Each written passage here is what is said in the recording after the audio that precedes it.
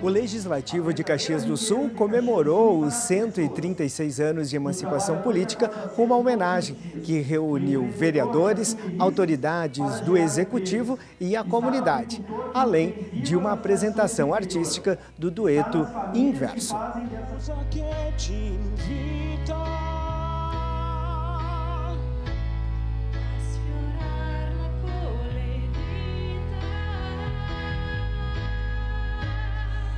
Attraverso un pianoforte, la morte è lontana, io vivo per lei.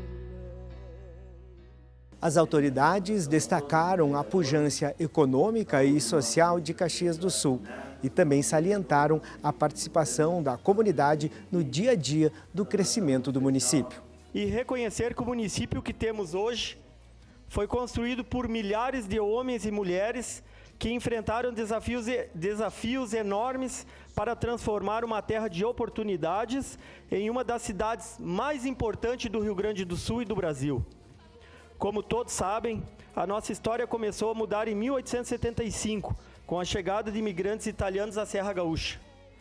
Eles encontraram uma região de mata fechada, de dificuldades e incertezas, mas trouxeram consigo algo que nenhuma adversidade poderia impedir: a vontade de construir um futuro melhor para suas famílias. Caxias cresceu e, ao longo das décadas, transformou-se em uma potência econômica, industrial e social.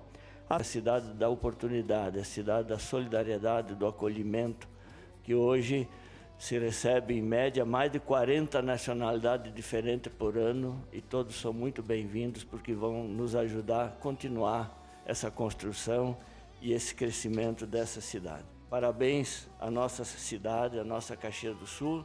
Vida longa, que essa cidade nunca perca o encanto e a forma fraterna de acolher a todos. Que seja uma cidade do desenvolvimento, da indústria, do progresso, mas acima de tudo uma Caxias acolhedora.